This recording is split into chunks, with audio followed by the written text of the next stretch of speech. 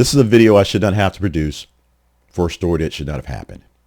And while less of these stories are happening recently, 40 school shootings within the calendar year, this one happening a few days within our brand new school year, are stories that we should not have to do. There are things being done to lessen some of these things, but not enough, because one shooting, one tragedy like this is more than enough. We're going to talk about this in our things you might have heard quite a bit briefly because it's a big news story, but this is going to be the only time we deal with this until some actual, let's say, resolution happens. And we can't even go into bigger details because it makes it sensationalized. But we want to memorialize the 2 children and the 17 people who are still fighting for their lives at some point at this incident. So, yesterday, police identified a shooter in a Minneapolis school as 23-year-old Robin Westman. He died by suicide at the scene. Authorities say that Westman acted alone in the act. The attack happened during a back-to-school mass at an Annunciation Catholic church and school in South Minneapolis. 2 children were killed. Their ages were 8 and 10. 14 other children and 3 adults were also injured and were treating with their injuries, some of them still fighting for lives.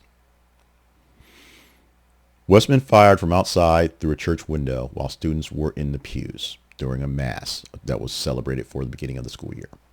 Investigators say that Westman used 3 legally purchased firearms purchased days before the incident: a rifle, a shotgun, and a pistol. Those firearms had all sorts of crazy writings on them, as these things tend to do. He fired dozens of rounds. Police say that a door was also barricaded from the outside to keep people from escaping from that direction. As we said, the guns were legally obtained, and additional firearms were actually recovered at Westman's residence after follow-up searches.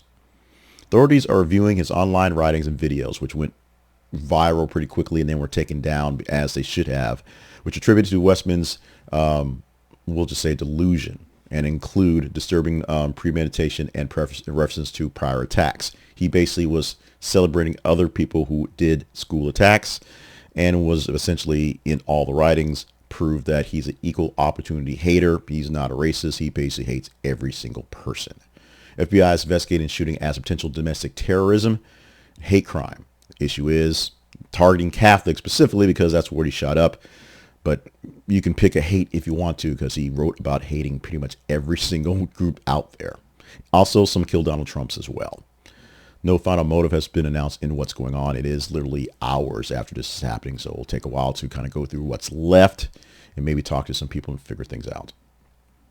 Now, the local reporting said that Westman actually attended the school. He graduated from it. School goes from kindergarten to 8th grade. He graduated from there many years ago and had a parent that worked there as well. The full details aren't really out there. They're in various different reports, but essentially his mother, I believe, taught there after he was finished for a couple of years. Now, where things will get extremely wonky in this report is for the actual assailant. As we said, his name, as given, is Robin Westman. His legal name is Robin Westman.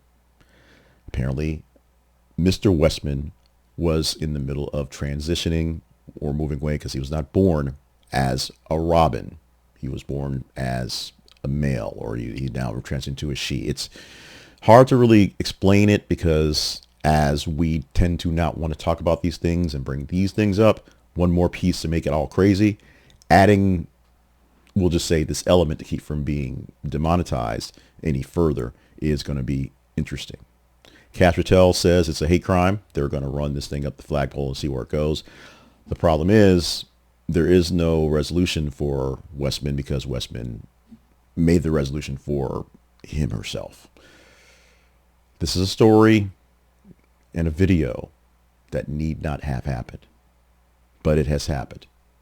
So the response I have for you is, what are we going to do about it?